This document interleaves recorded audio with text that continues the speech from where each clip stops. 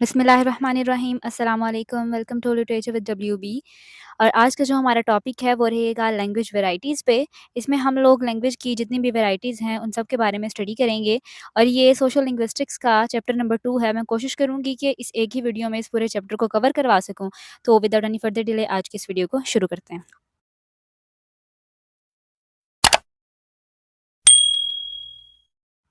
सबसे पहले हम लोग लैंग्वेज वैराइटीज़ का एक छोटा-सा इंट्रोडक्शन देख लेते हैं। तो लैंग्वेज वैराइटी उसको कहते हैं कि एक ऐसी फॉर्म ऑफ लैंग्वेज जो कि किसी न किसी वे से एक दूसरे से थोड़ा बहुत डिफरेंट होती हैं, ठीक है? उसको हम लोग लैंग्वेज वैराइटीज़ का नाम देते हैं। वार्डहॉल, हडसन और फर्गुसन ने लैंग्वेज वैराइटीज़ को इस तरह से डिफ़ाइन किया है कि ये एक स्पेसिफिक सेट ऑफ लैंग्वेज के फीचर्स होते हैं, ठीक है? जिसमें कि उनके साउंड्स, उनके वर्ड्स, ग्रामर ये सारी चीज़ें आती हैं। और ये सारी की सारी चीज़ें जो हैं ये लिंक्ड होती हैं एक पर्टिकुलर जियोग्राफिक एरिया से या फिर किसी सोशल ग्रुप से। थोड़ा बहुत यूनिक होने की वजह से लैंग्वेज जो है वो अपनी वैराइटीज़ बनाती है, ठीक है? जिसमें हम लोग जो हैं वो देखेंगे dialects, accent, styles, jargons, registers, pidgin और क्रियोल्स।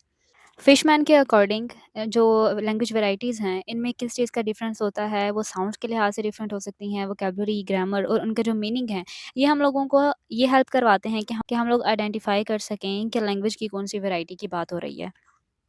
मज़ीद अब हम इनको डिस्कस कर लेते हैं। सबसे पहली वैराइटी है हमारे पास डायलेक्ट। डायलेक्ट को हम लोग सोशल या फिर रीजन भी कहते हैं, ठीक है? यानी मुकामी ज़ुबान, ठीक है? अभी जो डायलेक्ट है ये एक स्पेसिफिक फॉर्म होती है एक लैंग्वेज की जो कि किसी स्पेसिफिक रीजन या फिर एक पर्टिकुलर सोशल ग्रुप में बोली जाती है। अब ये जो है ये अपनी प्रोनंसिएशन की वजह से डिफरेंट हो सकती है, ग्रामर की वजह से, वोकैब्युलरी की वजह से। हर एक लैंग्वेज के मल्टीपल डायलेक्ट्स हो सकते हैं, ठीक है? हर एक लैंग्वेज के मल्टीपल डायलेक्ट्स हो सकते हैं। सिर्फ एक ही डायलेक्ट नहीं होता, मल्टीपल डायलेक्ट्स जो हैं वो हो सकते हैं। और इन डायलेक्ट्स में से कोई भी सुपीरियर या फिर इन्फीरियर नहीं कि हम लोग कह सकते कि ये सुपीरियर है और ये इन्फीरियर डायलेक्ट है। लेकिन एक ऐसा डायलेक्ट है जिसको कि प्रेस्टीजियस डायलेक्ट के नाम से जाना जाता है और ये जो प्रेस्टीजियस डायलेक्ट है, ये बोलते हैं पॉलिटिकल लीडर्स और जो अपर क्लास होती है हमारी, एलीट क्लास के लोग, वो ये डायलेक्ट इस्तेमाल करते हैं। और हमारा जितना भी लिटरेचर लिखा जाता है, जो प्रिंटेड डॉक्यूमेंट्स होते हैं, ये सारे के सारे इसी डायलेक्ट में लिखे जाते हैं। इसको हम लोग ऑफ़िशियल कम्युनिकेशन भी कह सकते हैं कि ये जो है, ये डायलेक्ट ऑफ़िशियल कम्युनिकेशंस में भी यूज़ होता है। ये एक ऐसी लैंग्वेज होती है जो कि मीडिया की लैंग्वेज भी हम लोग कह सकते हैं, आर्मी में भी यही लैंग्वेज यूज़ होती है, यही डायलेक्ट यूज़ होता है, ठीक है? इसलिए हम लोग इसको एक स्टैंडर्ड डायलेक्ट का नाम देते हैं। फ्रॉम्किन और रॉडमैन ने ये कहा था कि जो लंदन में जो डायलेक्ट इस्तेमाल होता है ना, वो सबसे ज़्यादा मोस्ट डोमिनेंट डायलेक्ट है इंग्लिश की स्पीच कम्युनिटी में, ठीक है? मतलब वो वाला जो डायलेक्ट है, वो सबसे ज़्यादा सुपीरियर मान लें आप लोग कि वो डोमिनेंट है, सबसे अच्छा डायलेक्ट आप कह सकते हैं उसको। जो लंदन में जो डायलेक्ट इस्तेमाल होता है इंग्लिश में, वो सबसे ज़्यादा डोमिनेंट है। अब डायलेक्ट में और एक्सेंट में लोग जो हैं बहुत ज़्यादा कन्फ्यूज़ हो जाते हैं और दोनों को एक ही समझ लेते हैं, लेकिन ये डिफरेंट हैं, दोनों डिफरेंट हैं। एक एक्सेंट जो है ना, एक्सेंट सिर्फ़ और सिर्फ़ ऐसा है कि हम उसमें वे ऑफ़ प्रोनंसिएशन आएगी, ठीक है? कि लोग किस तरह से बात करते हैं। जैसा कि हो सकता है कि मेरी प्रोनंसिएशन जो है वो आप लोगों की प्रोनंसिएशन से डिफरेंट हो।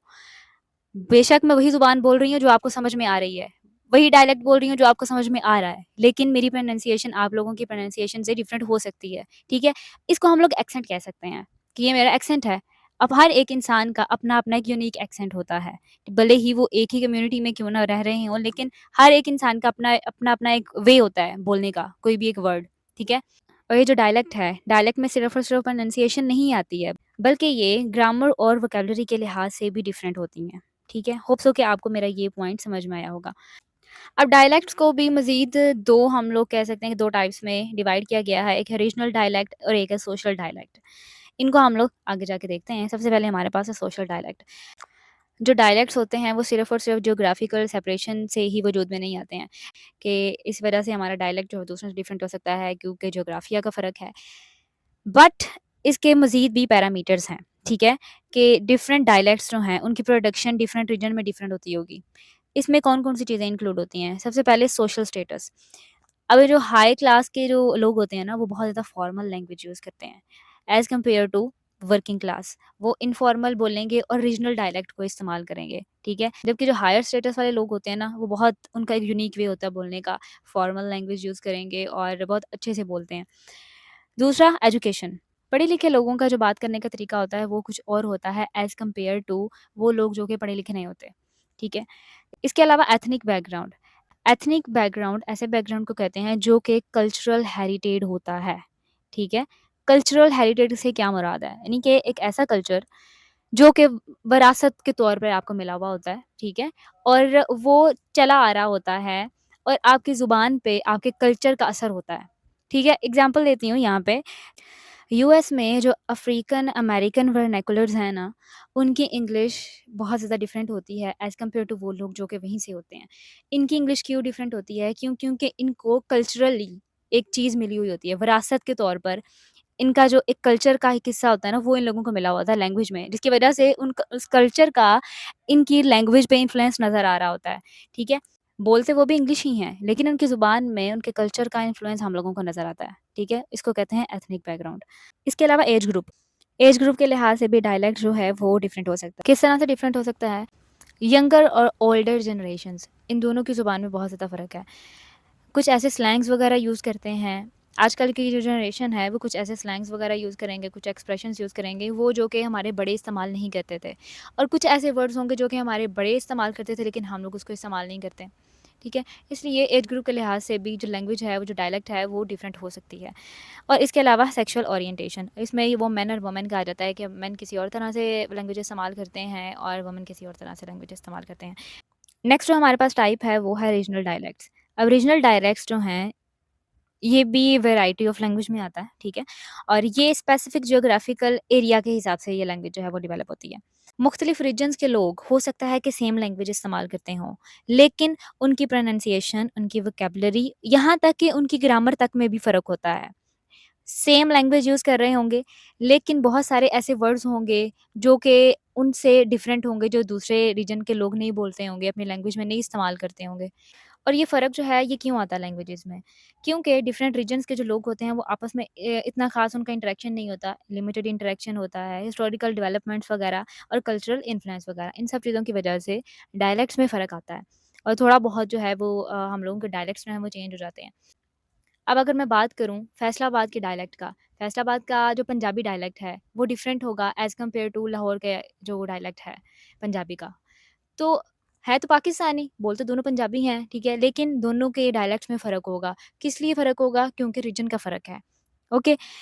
फॉर एग्ज़ाम्पल, जो लंदन में जो इंग्लिश बोली जाती है, वो डिफरेंट होती है और जो स्कॉटलैंड में इंग्लिश बोली जाती है, वो डिफरेंट होती है, ठीक है? उनकी प्रोनंसिएशन, उनकी ग्रामर, उनकी वोकैब्युलरी, हर एक चीज़ डिफरेंट होगी। होती तो वो भी इंग्लिश ही है, लेकिन रीजन की वजह से लैंग्वेज चेंज हो जाती है। लैंग्वेज में वैराइटीज़ पैदा हो जाती हैं। नेक्स्ट है हमारे पास इडियोलेक्ट्स।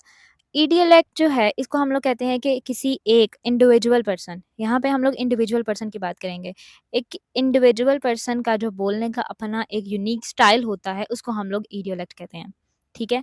इसमें हर एक इंसान की अपनी-अपनी स्पेसिफिक चॉइसेस होती हैं कि वो अपनी लैंग्वेज में कौन-कौन सी वोकैब्युलरी इस्तेमाल करेगा, प्रोनंसिएशन कैसी रखेगा, ग्रामर का कैसे यूज़ करेगा, इवन उसकी जो टोन होती है हर इंसान की अपनी मर्ज़ी होती है ना, किसी भी टोन में बात करे, ठीक है?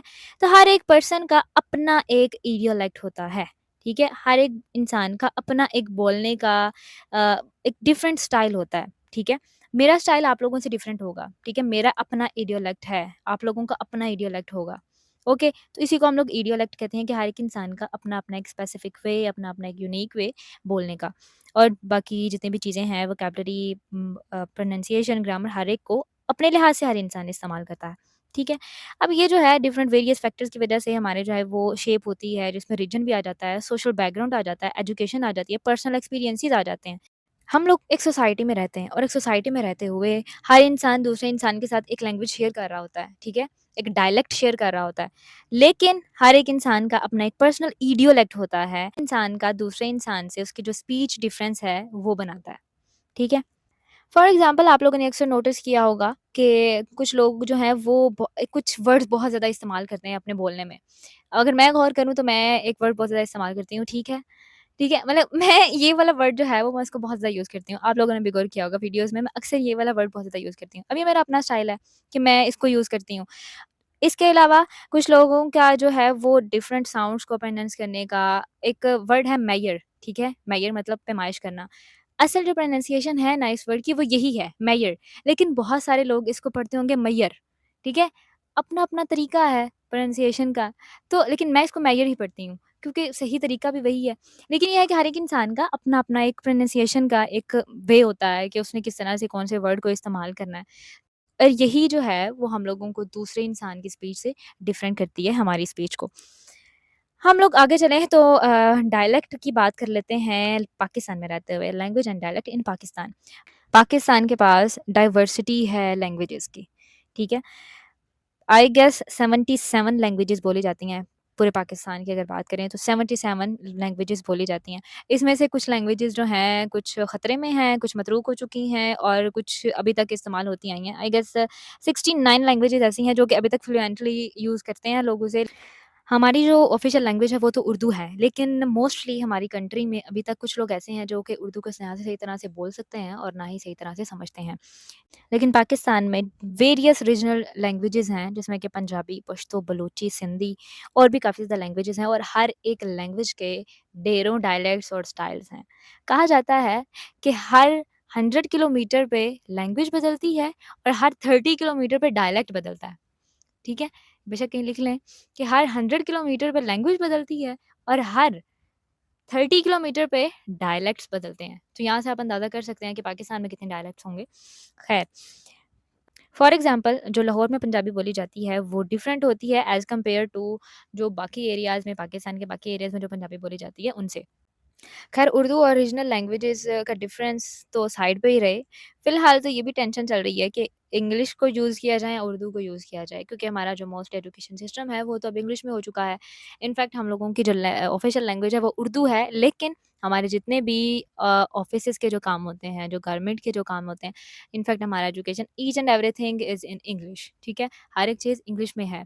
तो कुछ लोग जो हैं वो इंग्लिश भी यूज़ करते हैं, पाकिस्तान में भी काफ़ी ज़्यादा ऐसे लोग हैं जो कि इंग्लिश यूज़ करते हैं, एजुकेटेड लोग। ओवरऑल अगर बात करें तो 70 डायलेक्ट्स हैं, ऐसे डायलेक्ट्स जो कि 24 लैंग्वेजेज़ के 70 डायलेक्ट्स जो हैं वो ओवरऑल पाकिस्तान में सबसे ज़्यादा यूज़ किए जाते हैं। ओके, उसके बाद हम लोगों का नेक्स्ट जो हमारे पास वैरायटी है वो है एक्सेंट की, ठीक है? एक्सेंट जो है वो रेफ़र करता है किसी भी एक इंसान के वर्ड्स को प्रोनाउंस करने के तरीके को, ठीक है? और ये जो है वो हर इंसान पे इन्फ्लुएंस हो सकता है उसके जियोग्राफिकल रीजन का, सोशल बैकग्राउंड का और उसकी नेटिव लैंग्वेज का भी। हम लोगों की जो सोशल एनवायरनमेंट होता है ना, वो भी बहुत ज़्यादा इस चीज़ पे असर रखता है कि हम लोगों ने कोई भी वर्ड जो है वो किस तरह से प्रोनाउंस करना है। ओके, बेसिकली एक्सेंट जो है ना इसको हम लोग प्रोनाउंसिएशन ऑफ साउंड्स कह सकते हैं, ठीक है? कि हम लोगों ने किस वर्ड पे स्ट्रेस लेके आना है, कहाँ पे इंटोनेशन आएगी। इंटोनेशन कहते हैं आवाज़ के राइज़ और फ़ॉल को, ठीक है? यानी कि कहाँ पे हम लोगों ने आवाज़ को बढ़ाना है, कहाँ पे ज़ोर दे के बढ़ाना है और कहाँ पे हमारी जो है वो आवाज़ जो है वो फ़ॉल करेगी, ठीक है? इसको हम इंटोनेशन कहते हैं। इसके अलावा रिदम, ठीक है? ये सारी की सारी चीज़ें आती हैं एक्सेंट में, कि हम लोगों ने कौन-सा वर्ड किस तरह से प्रोनाउंस करना है। एक्सेंट जो है ना वो सिर्फ़ और सिर्फ़ इफ़ेक्ट करता है वर्ड के साउंड को, ठीक है? इसमें ना तो वर्ड का मतलब चेंज होता है और ना ही लैंग्वेज की ग्रामर बदलती है, ठीक है? सिर्फ़ और सिर्फ़ जो फ़र्क आता है वो आता है कि वर्ड्स का जो वर्ड का जो साउंड होगा वो किस तरह से निकलेगा। फॉर एग्ज़ाम्पल जो इंग्लिश स्पीकर्स हैं यूके से जिनका ताल्लुक है, उनका जो एक्सेंट होगा ना वो ब्रिटिश एक्सेंट होगा, ठीक है? उनका वर्ड्स को प्रोनंसिएशन बिल्कुल ही डिफरेंट होती है और वो इतनी तेज़ी से इंग्लिश बोलते हैं कि समझ ही नहीं आ रही होती। आधे से ज़्यादा वर्ड्स तो वो वैसे ही खा जाते हैं, ठीक है? जो ब्रिटिश एक्सेंट होता है ना वो हाफ़ से ज़्यादा वर्ड्स वैसे ही खा जाते हैं। हम जैसे लोग तो वैसे ही नहीं समझ सकते उनको। और जो यूएस में जो बोली जाती है इंग्लिश, उसको हम लोग अमेरिकन एक्सेंट कह सकते हैं कि जो अमेरिकन एक्सेंट है, वो डिफरेंट होता है ब्रिटिश एक्सेंट से। एक्सेंट जो है वो किसी भी इंसान पे इस तरह से भी इन्फ्लुएंस हो सकता है कि उसकी जो पहली लैंग्वेज है वो क्या है, ठीक है? उसकी पहली लैंग्वेज का इन्फ्लुएंस हो सकता है उस पे जिसकी वज़ह से उसका एक्सेंट चेंज हो सकता है। फॉर एग्ज़ाम्पल एक जो नेटिव स्पेनिश स्पीकर है, वो जब इंग्लिश सीखेगा तो उसका जो एक्सेंट होगा ना वो स्पेनिश एक्सेंट होगा, ठीक है? वो जिस तरह से स्पेनिश बोलता होगा बिल्कुल वैसे ही वो इंग्लिश को प्रोनाउंस करने की कोशिश करेगा। अब जो हम लोगों का एक्सेंट है पाकिस्तान में रहते हुए, हम लोगों का वो एक रियल एक्सेंट नहीं है जो कि इंग्लिश वालों का होना चाहिए जब हम लोग इंग्लिश बोलते हैं। हम लोगों का असर नज़र आ रहा होता है कि हम लोग के उर्दू स्पीकर्स हैं तो उर्दू का असर हम लोगों की इंग्लिश में नज़र आ रहा होता है। इंग्लिश जब हम लोग बोलते हैं तो बिल्कुल एक वही वाला वे होता है जिस तरह से हम लोग उर्दू को प्रोनाउंस करते हैं, ठीक है? अब यहाँ पे हम लोग एक्सेंट और डायलेक्ट में डिफ़रेंस देख लेते हैं कि डिफ़रेंस जो है वो देख लेते हैं। सबसे पहले एक्सेंट की बात करते हैं। एक्सेंट जो है वो हम लोगों ने क्या देखा है कि वर्ड्स को किस तरह से प्रोनाउंस करना है, इसको कहते हैं, ठीक है? और ये जो है इसमें साउंड्स की जो है वो इंटोनेशन वगैरह आ जाती है, कहाँ पे राइज़ करनी है, कहाँ पे फ़ॉल करनी है, यहाँ पे ग्रामर वगैरह वोकैब्युलरी चेंज नहीं होती, सिर्फ़ और सिर्फ़ साउंड चेंज होता है, ओके? जबकि जो डायलेक्ट है वो ब्रॉडर टर्म है एक्सेंट से, क्योंकि इसमें सिर्फ़ और सिर्फ़ प्रोनंसिएशन नहीं आती है। एक्सेंट में सिर्फ़ और सिर्फ़ प्रोनंसिएशन आती है, लेकिन डायलेक्ट में सिर्फ़ और सिर्फ़ प्रोनंसिएशन नहीं आती। इसमें ग्रामर भी चेंज होती है, वोकैब्युलरी भी चेंज होती है, सेंटेंस स्ट्रक्चर भी चेंज होता है। ओके? तो ये था मेन इन दोनों का फ़र्क। नेक्स्ट हम लोग चलते हैं, हमारे पास है स्टाइल। लैंग्वेज में जो स्टाइल चेंजेज़ आती हैं, वो किस तरह से आती हैं? ये डिपेंड करती है हमारे सिचुएशन पे और हमारे इवेंट्स पे, ठीक है? कि हम लोगों ने कौन से इवेंट पे फॉर्मल बात करनी है या हम लोगों ने इनफॉर्मल बात करनी है। हम लोगों ने वर्ड्स कौन से यूज़ करने हैं और ऐसे कौन से वर्ड्स हम लोग यूज़ करेंगे, जब हम किसी भी कन्वर्सेशन में हिस्सा लें, तो हमारी बात को मीनिंगफुल समझा जाए, ठीक है? यहाँ पे आपको एक छोटी-सी एग्ज़ाम्पल देती हूँ ताकि आप ना थोड़ा समझ सकें कि मैं कहना क्या चाह रही हूँ। एक मीटिंग बैठी हुई है और वो मीटिंग जो है वो क्लाइमेट चेंज पे है। वो क्लाइमेट चेंज पे बात करना चाह रहे हैं, ठीक है? और वहाँ पे एक आदमी जो है वो खड़ा होता है और खड़े होके कह देता है कि आई लाइक बिरयानी। अब ये आई लाइक बिरयानी ये क्लाइमेट चेंज का हिस्सा तो नहीं है ना। भई अगर तुमने कन्वर्सेशन में हिस्सा लेना है तो कुछ ऐसा बोल दे जो क्लाइमेट चेंज के बारे में होता। ऐसा तो ना लगता कि तुमने बिल्कुल एक मीनिंगलेस बात की है। इसलिए बात जब भी आपने करनी है किसी भी कन्वर्सेशन में हिस्सा लेने के लिए कि आप भी उस कन्वर्सेशन में शामिल हो जाएँ, आपने हमेशा बात वो करनी है जो टॉपिक चल रहा होता है। ये नहीं कि आप मीनिंगलेस बात करेंगे और आप समझेंगे कि मैं कन्वर्सेशन में हिस्सा ले लूँगा, ये बहुत ऑकवर्ड सिचुएशन लगेगी कि बात कोई और हो रही है और आप जाके कुछ और अपनी पसंद और नापसंद बताना शुरू कर दें, तो ऐसा नहीं होता। इसीलिए सिचुएशन के हिसाब से हम लोगों ने अपना स्टाइल को चेंज करना है कि कहाँ पे हमने इनफॉर्मल रहना है, कहाँ पे फॉर्मल रहना है, अगर कन्वर्सेशन में हिस्सा लेना है तो किस तरह से लेना है। स्टाइल जो है वो रेफ़र करता है कि लोग जो हैं जब वो बात करते हैं, उन्होंने अपनी लैंग्वेज को डिफरेंट सोशल सेटिंग्स में किस तरह से एडजस्ट करना है। योल ने ये चीज़ एक्सप्लेन की थी एक एग्ज़ाम्पल के थ्रू, एक उन्होंने फ्रेज़ यूज़ किया कि हमारे पास एक फ्रेज़ है how do you do versus how are you. ये अब डिपेंड करता है कि आपने हाउ डू यू डू कब बोलना है, मतलब दोनों का सेम है, ठीक है? लेकिन स्टाइल चेंज है, ओके? तो आपने इस बात का ध्यान रखना है कि मैंने हाउ डू यू डू कब बोलना है और हाउ आर यू मैंने कब बोलना है। हाउ डू यू डू आप उस वक़्त बोलेंगे जब आपने फॉर्मल सेटिंग में बैठे हुए होंगे या फिर ऐसे इंसान से बोलेंगे जिससे आप पहली दफ़ा मिले होंगे। आप पहले उसे कभी नहीं मिले और आपकी पहली मीटिंग है उसके साथ। पहली दफ़ा आप मिल रहे हैं, तो आप उसको हाउ आर यू नहीं बोलेंगे, आप बोलेंगे हाउ डू यू डू।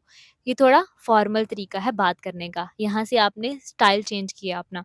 इसके अलावा हाउ आर यू आप उस वक़्त बोलेंगे जब आप एक फ्रेंडली गेट टुगेदर में बैठे हों और आप ऑलरेडी एक-दूसरे को जानते हो बहुत अच्छे से, तो आप उसको वहाँ पे कह सकते हैं कि एक इनफॉर्मल ग्रीटिंग है। ठीक है कि हाउ आर यू? इसीलिए लैंग्वेज का जो स्टाइल है वो हम लोग अपनी सोशल सेटिंग के लिहाज से बदलते हैं। उसके बाद हमारे पास जो नेक्स्ट वैरायटी है वो है रजिस्टर। लिंग्विस्टिक्स में अगर बात करें तो रजिस्टर जो है ये रेफ़र करता है to the different ways we use language depending on the context. अब यहाँ पे कॉन्टेक्स्ट के लिहाज से हम लोगों ने अपनी लैंग्वेज यूज़ करनी है। हम लोगों ने ये देखना है कि हमारी ऑडियंस कौन-सी है, ठीक है? हम लोगों के बोलने का मकसद क्या है? और इस चीज़ में हम लोग ये चीज़ देखेंगे कि हम लोगों ने वोकैब्युलरी कौन-सी यूज़ करनी है, टोन कैसी रखनी है, लेवल ऑफ़ फ़ॉर्मेलिटी कौन-सा होना चाहिए। सिचुएशन के हिसाब से अपना लेवल ऑफ़ फ़ॉर्मेलिटी हम लोग एडजस्ट करेंगे। फॉर्मल रजिस्टर, फॉर्मल रजिस्टर कौन-सा हो सकता है हम लोगों का? जब हम लोग एक बिज़नेस लेटर लिख रहे होंगे, तो उस टाइम हम लोग फॉर्मल रजिस्टर यूज़ करेंगे। एक स्पीच दे रहे हैं आप किसी को, तो आप उस टाइम भी फॉर्मल रजिस्टर को यूज़ करेंगे। अभी जो लैंग्वेज होती है, ये मोर स्ट्रक्चर्ड होती है, ठीक है? मोर स्ट्रक्चर्ड से क्या मुराद है? कि आपने ऐसे वर्ड्स का इस्तेमाल करना है, बहुत कम वर्ड्स आप इस्तेमाल करेंगे, ठीक है? और ऐसे अल्फ़ाज़ इस्तेमाल करेंगे कि आप अपनी जो पूरी की पूरी बात है, वो बहुत ईज़िली अगले तक कन्वे कर सकें और उसको बुरा भी ना लगे और आप बहुत पोलाइटली बात कर रहे हों उससे और प्रोफ़ेशनल तरीका हो आपका, ठीक है? इसके अलावा इनफॉर्मल रजिस्टर जो है वो हम लोग उस टाइम यूज़ करेंगे जब हम लोग अपने फ्रेंड्स के साथ बैठे हुए होंगे, फैमिली या फिर एक कैजुअल सिचुएशन चल रही है, तो उसमें हम लोग एक बहुत रिलैक्स्ड कन्वर्सेशन वो होती है और उसमें हम लोग डिफरेंट स्लैंग्स वगैरह का यूज़ कर लेते हैं। इसके अलावा technical and academic register. Technical और एकेडमिक रजिस्टर जो हैं ये डिफरेंट फ़ील्ड्स में इस्तेमाल होती हैं, ठीक है? फ़ील्ड्स लाइक साइंस और लॉ। साइंस में और लॉ में डिफरेंट रजिस्टर यूज़ होते हैं, टेक्नोलॉजी में डिफरेंट रजिस्टर यूज़ होते हैं। रजिस्टर जैसा कि मैंने बताया कि ये भी चेंज होते हैं। ये इस चीज़ पे बेस करते हैं कि आप किससे बात कर रहे हैं, मतलब ये कि आपकी ऑडियंस क्या है, ठीक है? कौन है आपकी ऑडियंस? आपका पर्पस क्या है बात करने का? किसी को कुछ इन्फॉर्म करना है, किसी को किसी चीज़ में मनाना है या फिर एंटरटेन करना है आपका किसी मकसद। इसके अलावा सिचुएशन कौन-सी है? सिचुएशन फॉर्मल मीटिंग है या फिर एक कैजुअल कन्वर्सेशन चल रही है, बहुत एक फ्रेंडली माहौल है, ठीक है? कैसे बात करनी है, सिचुएशन कौन-सी है? और इसी के लिहाज से हम लोग जो हैं अपनी रजिस्टर को जो है वो मैनेज करते हैं। नेक्स्ट हमारे पास है जॉर्गन्स। जॉर्गन्स जो हैं ये एक स्पेशलाइज्ड वर्ड्स होते हैं या फिर फ्रेजेस होते हैं जो कि डिफरेंट एक पर्टिकुलर ग्रुप होता है सिर्फ और सिर्फ वो उसका इस्तेमाल कर सकता है। इसको हम लोग प्रोफेशनल लैंग्वेज भी कहते हैं। प्रोफेशनल लैंग्वेज से क्या मुराद है कि जो डॉक्टर्स होते हैं उनकी लैंग्वेज कुछ और होती है। अगर हम लोगों ने कहना है हार्ट अटैक, ठीक है? तो वो दिल की बीमारी को जो है वो डॉक्टर्स कुछ और बोलेंगे। आम बंदा तो यही बोलता है ना कि भाई हार्ट अटैक आया था। लेकिन डॉक्टर्स उसके लिए कौन-सा वर्ड इस्तेमाल करेंगे? मियोकार्डियल इन्फ्रेक्शन, ठीक है? वो इसको हार्ट अटैक कहते हैं। हम लोग कहते हैं कि हम लोगों का बीपी हाई हो गया था, ठीक है? लेकिन डॉक्टर्स हाई ब्लड प्रेशर के लिए जो वर्ड यूज़ करते हैं वो होता है हाइपरटेंशन, ठीक है? मतलब ये है कि ये टर्म्स ऐसी टर्म्स होती हैं जो सिर्फ़ और सिर्फ़ डॉक्टर्स यूज़ कर सकते हैं। आम इंसानों को तो पता ही नहीं होता यार ये कौन-सी टर्म यूज़ हो रही है। तो कुछ टर्म्स होती हैं जो कि सिर्फ़ और सिर्फ़ एक स्पेशलाइज़्ड फ़ील्ड के लिए होती हैं कि ये सिर्फ़ वही लोग इस्तेमाल करते हैं, आम बंदा ना तो उनको जानता है और ना ही उनको इस्तेमाल करता है, ठीक है? इसके अलावा जो टेक्नोलॉजी में इस्तेमाल होता है फॉर एग्ज़ाम्पल हम लोगों को सिर्फ़ इतना पता चलता है कि कोई एरर आ रहा है, ठीक है? एरर किस वजह से आता है? या तो उसमें बग्स होंगे कुछ ना कुछ जिसकी वज़ह से एरर आ रहा होता है। जो प्रोग्रामर्स होते हैं वो उसको कहते हैं डीबगिंग, ठीक है? मतलब किसी एरर को फिक्स करने को डीबगिंग कहा जाता है, कि बग को दूर करना। इसके अलावा एपीआई एप्लीकेशन प्रोग्रामिंग इंटरफेस। अब ये ऐसे वर्ड्स हैं जो कि सिर्फ़ और सिर्फ़ प्रोग्रामर्स ही यूज़ करते हैं और आम इंसान इसको यूज़ नहीं कर सकता। ऐसा इंसान जो कोडिंग से वाकिफ़ ही नहीं है कि वो कोडिंग होता क्या है, वो तो ये सारे के सारे वर्ड्स नहीं समझ सकता ना। तो ये जो है जार्गन्स जो हैं वो प्रोफ़ेशनल कम्युनिकेशन आप लोग कह लें, सिर्फ़ और सिर्फ़ स्पेसिफ़िक फ़ील्ड वाले लोग ऐसे वर्ड्स इस्तेमाल करते हैं। ओके, होप सो कि आपको मेरा ये पॉइंट क्लियर हुआ होगा। इसके अलावा हम लोग बात करते हैं स्लैंग्स के बारे में। स्लैंग्स जो है ये बहुत इनफॉर्मल वैरायटी ऑफ लैंग्वेज कहा जा सकता है इसको। इसमें जो हम लोग वर्ड इस्तेमाल करते हैं समटाइम्स वो इम्पोलाइट भी हो सकते हैं, उनका मीनिंग्स भी इम्पोलाइट हो सकते हैं, ओके। तो स्लैंग्स जो है ये आजकल जो टीनेजर्स होते हैं वो इस्तेमाल करते हैं। स्लैंग्स को हम लोग फॉर्मल स्पीच में यूज़ नहीं कर सकते। ये ना फॉर्मल स्पीच में यूज़ कर सकते हैं, ना राइटिंग में यूज़ कर सकते हैं। ये सिर्फ़ और सिर्फ़ ऐसे वर्ड होते हैं जो कि दोस्त आपस में इस्तेमाल करते हैं, कुछ स्लैंग्स वगैरह। आजकल जो है वो कुछ ऐसे वर्ड्स हैं जो कि बहुत ज़्यादा इस्तेमाल होती हैं। For example vibes. वाइब्स एक ऐसा वर्ड है ये भी एक स्लैंग है, ठीक है? इसको हम लोग फॉर्मल लैंग्वेज में यूज़ नहीं कर सकते। वाइब्स मीन्स मूड, ठीक है? इसके अलावा होमी, होमी जो है वो हम लोग अपने फ्रेंड्स वगैरह को बोलते हैं और फैम, एफ-ए-एम, फैम, ऐसे जो कि बहुत ज़्यादा क्लोज़ दोस्त आपके होते हैं, आप उनको भी ये बात बोल सकते हैं। सॉल्टी, सॉल्टी एस-ए मतलब सॉल्ट के साइन लिख के टी-वाई, ठीक है? तो सॉल्टी ऐसा मतलब कि ये एक ऐसा वर्ड है जो कि ना एक स्लैंग है, ठीक है? लेकिन हम इसको फॉर्मल लैंग्वेज में यूज़ नहीं कर सकते हैं, ठीक है? तो ये हो गए स्लैंग्स। इसके अलावा हम लोग बात करते हैं पिजन पे। पिजन जो है ये एक सिम्प्लीफाइड फॉर्म होती है किसी भी लैंग्वेज की जो कि डेवलप होती है किस तरह से कि जब 2 स्पीकर्स ऐसे 2 स्पीकर्स जो कि एक-दूसरे की लैंग्वेजेज़ से फ़ैमिलियर नहीं होते, दोनों जो हैं वो डिफरेंट लैंग्वेज बोल रहे होते हैं, ठीक है? जब वो आपस में कम्युनिकेट करते हैं, तो एक थर्ड फ़ॉर्म निकलती है जिसको हम लोग पिजन कहते हैं। पिजन जो है वो नेटिव लैंग्वेजेज़ हम इसको नहीं कह सकते हैं, ठीक है? लेकिन ये इमर्ज तब होती है जब 2 ऐसे लोग जो कि एक कॉमन लैंग्वेज शेयर नहीं करते, वो एक कॉन्टैक्ट में आते हैं और उनको बात करने की ज़रूरत होती है कि हम लोग इन बात करें। ये जो है वो कुछ फैक्टर्स हो सकते हैं जिसकी बुनियाद पे उनको बात करने की ज़रूरत पड़ सकती है। फॉर एग्ज़ाम्पल ट्रेड, ठीक है? ट्रेडिंग करनी है उन्होंने तो तब उनको बात करने की ज़रूरत पड़ेगी, लेकिन वो लैंग्वेज नहीं जानते हैं, लेकिन कुछ ना कुछ करके वो समझ लेते हैं एक-दूसरे की बात को, ठीक है? तो जब वो ये वाली जो एक लैंग्वेज डेवलप होती है ना उसमें, उसको हम लोग पिजन कहते हैं, ठीक है? लेकिन ये एक वेल सेटल्ड किस्म की लैंग्वेज नहीं होती, ठीक है? इसको हम लोग ये नहीं कह सकते कि ये एक बहुत वेल सेटल्ड और इसमें प्रॉपर वोकैब्युलरी वगैरह होती है, ये ऐसी लैंग्वेज नहीं होती, ठीक है? पिजन जो है वो टिपिकली इसमें लिमिटेड वोकैब्युलरी होती है, सिंपल सी इसमें ग्रामर यूज़ होती है, ठीक है? और डिफरेंट लैंग्वेजेज़ के डिफरेंट एलिमेंट्स जो हैं वो जब इसमें इन्वॉल्व होते हैं, तो ये लैंग्वेज जो है वो क्रिएट होती है। ओवर टाइम पिजन जो है वो हम ये कह सकते हैं कि फ्यूचर जनरेशंस में जब ये यूज़ होती है, ठीक है? अब ये देखें 2 ऐसे लोगों ने बात की जो कि आपस में एक-दूसरे से एक कॉमन लैंग्वेज शेयर नहीं करते। दोनों एक-दूसरे की लैंग्वेज को नहीं जानते हैं, लेकिन समझने के लिए फिर भी वो ऐसा कुछ ना कुछ कर ही लेते हैं कि वो समझ जाते हैं। फिर जब एक लैंग्वेज डेवलप होती है, तो उसको हम लोग क्रेओल का नाम देते हैं, ठीक है? अब ये क्रेओल एक ऐसी लैंग्वेज होती है जो कि फुली डेवलप्ड होती है। पिजन जो है वो फुली डेवलप्ड नहीं होती है। उसकी ना तो इतनी कोई ख़ास वोकैब्युलरी होती है, बिल्कुल सिंपल सी ग्रामर यूज़ होती है। लेकिन क्रेओल एक ऐसी लैंग्वेज होती है जो कि फुली डेवलप्ड होती है। पिजन के कुछ की फीचर्स हैं, उनकी तरफ हम लोग देख लेते हैं। जैसा कि मैंने बताया कि बहुत सिंपल सी इसमें ग्रामर यूज़ होगी और सिंपल सा ही इसका सेंटेंस स्ट्रक्चर होता है। लिमिटेड वोकैब्युलरी इसमें होती है और इसका इनका जो इस लैंग्वेज का जो पर्पस होता है वो ये होता है कि एक-दूसरे की बात को समझा जाए, क्योंकि उनका कुछ ना कुछ कोई ख़ास पर्पस होता है, कोई ट्रेड का पर्पस हो सकता है, ठीक है? मतलब कोई ना कोई ट्रेडिंग वगैरह करनी है, तो जिसकी वजह से ज़ुबान को समझना ज़रूरी है और इसका कोई नेटिव स्पीकर नहीं होता है। पिजन का कोई नेटिव स्पीकर नहीं होता है। लोग जो हैं वो इसको सेकंड लैंग्वेज के तौर पे ही सीखते हैं। एक ऐसी लैंग्वेज जो कि कभी थी ही नहीं, डेवलप खुद हो रही है बाद में, तो ऑफ कोर्स वो उसका कोई नेटिव स्पीकर नहीं होता। उसके बाद हमारे पास जो आज के लास्ट वैरायटी है लैंग्वेज की वो है क्रेओल। क्रेओल के बारे में पिछले स्लाइड में मैंने बताया है कि जब पिजन जब बनती है ना, तो पिजन को जब वो फुली डेवलप हो जाती है, जब वो अगली जनरेशन तक पहुँच जाती है, तो उसको हम लोग क्रेओल का नाम देते हैं।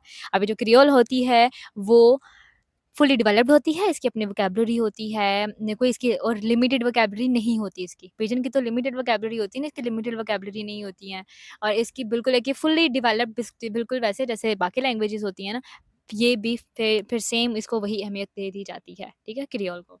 हम इसको ये भी कह सकते हैं कि जो क्रियोल होती है ना, वो एक इवॉल्व फॉर्म होती है पिजन की, ठीक है? और इसके नेटिव स्पीकर्स भी होते हैं। और क्रियोल जो है ये फिर बाद में ऑल एरियाज़ ऑफ लाइफ़ के लिए भी इस्तेमाल होती है, जिसमें कि जैसे घरों में इस्तेमाल होती है, वर्क पर्पसेज़ के लिए इस्तेमाल होती है, एजुकेशन के लिए भी इस्तेमाल होती है और गवर्नमेंट में भी इसको इस्तेमाल करते हैं लोग। जमाइका में लैंग्वेज जो बोली जाती है वो क्रियोल कहलाती है, ठीक है? उसको जमैकन लैंग्वेज भी कहा जाता है और ये क्रियोल है, ठीक है? और ये किस तरह से हुई थी कि डिफरेंट लोग जो थे, वो लोग जब कॉलोनाइज़ेशन का जब टाइम था, तो डिफरेंट लोगों ने उस एरिया में जाके पनाह ली, ठीक है? और वो क्योंकि कुछ कोई भी सेम लैंग्वेज शेयर नहीं कर रहा था उस टाइम। तो जब उन्होंने आपस में कम्युनिकेशन करना शुरू की, एक-दूसरे को थोड़ा बहुत समझना शुरू किया, तो पिजन बना। तो फिर उसके बाद जब उनकी नेक्स्ट जनरेशन आई तो वहाँ पे लोगों ने रहना शुरू कर दिया। न नेक्स्ट जनरेशन जब चली, तो उसके बाद एक जमैकियन लैंग्वेज या फिर हम इसको पैटवा कह सकते हैं, उनकी लैंग्वेज को, तो वो एक क्रियोल थी, ठीक है? तो उन वहाँ पर भी क्रियोल बोली जाती है, जमाइका में। इसके कुछ की फीचर्स हैं, वो देख लेते हैं कि इसके नेटिव स्पीकर्स होते हैं। जबकि मैंने पीछे बताया था कि पिजन के नेटिव स्पीकर्स नहीं होते, ओके? ये फुली डेवलप्ड होती है, इसकी अपनी ग्रामर होती है और इसका स्ट्रक्चर भी होता है, सेंटेंस स्ट्रक्चर भी प्रॉपर होता है। ये रिचर होती है वोकैब्युलरी के लिहाज से, जबकि ओरिजिनल पिजन की अगर बात करें उसके लिहाज से इसमें वोकैब्युलरी ज़्यादा होती है और इसको वाइड रेंज में इस्तेमाल किया जा सकता है, फॉर एग्ज़ाम्पल सोशल, कल्चरल और प्रोफेशनल कॉन्टेक्स्ट में। और नीचे देखिए जो मैंने आपको जमाइका की एग्ज़ाम्पल दी थी वो नीचे भी आ गई है। जमैकियन क्रियोल को हम लोग इसको पैटवा भी बोला जाता है, ठीक है? ये PATOIS आईएस तो है लेकिन फिर भी इसको ये हम इसको पैटवा बोलेंगे, पैटोज़ नहीं बोलेंगे, पैटवा बोलेंगे इसको, ठीक है? इसको पैटवा भी बोल सकते हैं या फिर जमैकियन क्रियोल भी बोल सकते हैं। और ये इन्फ्लुएंस्ड किससे है? इंग्लिश से, ठीक है? और ये वेस्ट अफ्रीकन लैंग्वेज है, वेस्ट अफ्रीकन लैंग्वेज जो कि जमाइका में बोली जाती है और जैसे मैंने बताया कि ये कैसे वजूद में आई। और ये देखिए नीचे भी इन्होंने एक वजह जो है वो दे दी है कि जो क्रियोल्स हैं वो कब बनती हैं डिफरेंट सिचुएशंस की वजह से। जब ऐसी सिचुएशंस क्रिएट होती हैं जिसमें कॉलोनाइजेशन, स्लेवरी, माइग्रेशन वगैरह होती है। तो जिसकी वजह से ऐसे लोग जो कि सेम लैंग्वेज शेयर नहीं करते जब आपस में कम्युनिकेट करते हैं तो उसके बाद जो नई डेवलप होती है लैंग्वेज पिजन के बाद उसको हम लोग क्रियोल का नाम देते हैं। तो ये था आज का लेक्चर, होप्स हो कि आपको इसकी समझ आई होगी। फिर भी अगर आपको कोई क्यूरी हो तो आप मुझसे इंस्टाग्राम पे राब्ता कर सकते हैं। इन स्लाइड्स का लिंक मैं डिस्क्रिप्शन बॉक्स में दे दूँगी। चैनल पे नए हैं तो प्लीज़ चैनल को सब्सक्राइब कर लें और वीडियो पसंद आई हो तो लाइक भी इसको ज़रूर करें। इंशाल्लाह मिलते हैं फिर नेक्स्ट वाले वीडियो में, तब तक अपना ख्याल रखिएगा। अल्लाह हाफ़िज़।